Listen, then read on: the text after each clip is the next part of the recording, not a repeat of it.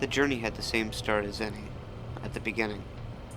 I wouldn't dare bore you by getting things going from there, though.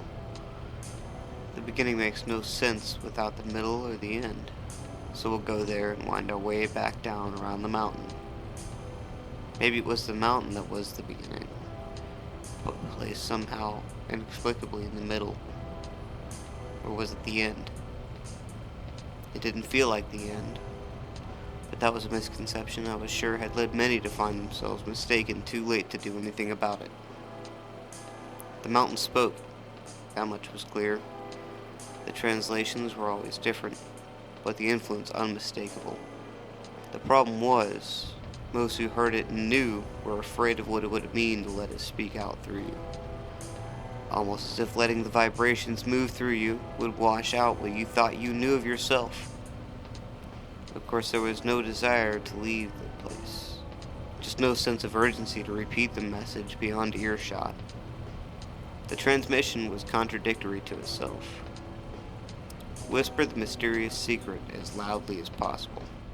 Perhaps to give over to that great and powerful message was to embrace insanity. I wasn't concerned with the answer, let alone the question. I had found the channel I'd been surfing for and was tuned in. While I felt like an FM band in an AM world, the only instinct I had was to move forward and let everything else catch up. I felt the pull of the road through the mountain, only to never leave. The colors were an ever-shifting symphony, a score to rival imagination with their dancing hues. The seasons would lead them endlessly through their rhythmic lark. The stars were an ocean of light that spread throughout the sky, reflecting back the wonder that drew us to it. They told us we are what they were. They are what we will be, but somehow already are. No paradise, of course, was complete without its serpents. The deceit and the beauty was that it was only meant for the looking, never to be touched. The environment was harsh and unforgiving. There hardly seemed to be anything that grew from the ground that wasn't out to cause you harm. Let's not forget the actual snakes as well. The evil things were everywhere, unseen, waiting, as well as their counterparts in human-like form, with dripping tongues, always looking for the opportunity to catch someone alone and unaware of the danger. The trade-off was one I was willing to make. The microcosm in my short experience had provided ample opportunities to warrant a little risk-taking and seek of reward.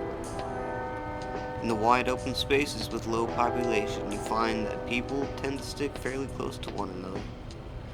Like cattle on the plains, busying the shade of the few and far between trees.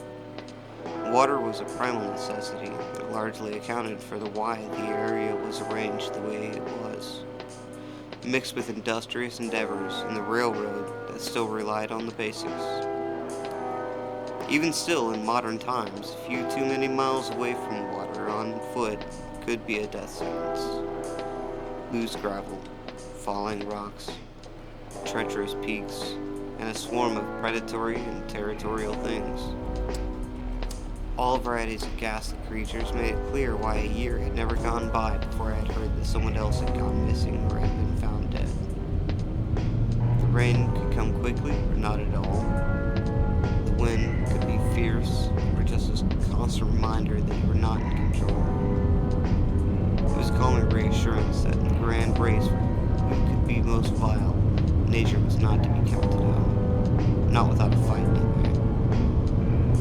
Plenty of dangers were to be found in the jungles of concrete, sure, but this was a work of art that dared you to get too close. If there was a chupacabra, this would be the place to find it. At a mile above sea level, clouds never look too far away, especially at 3 a.m. I feel confident in saying that it was late August 2005 that I first arrived at the place I had no idea how to call home for so long. I did have an idea, however, that I wanted to find a new place to call home because I felt so disconnected from everything that was the life in Houston. I certainly knew how to swim my way through basic social channels, but felt no lasting connection to the hustle and bustle that kind of life provided. Music had been a large driving factor most of my life, possibly from necessity, though we won't get into the specifics of that now. I had recognized early that the music industry was a harsh and cruel place, with only room for the most appealing or the most dejected, scoff-worthy. I wanted nothing to do with that. I was raised by a man with an ethic of working both smart and hard.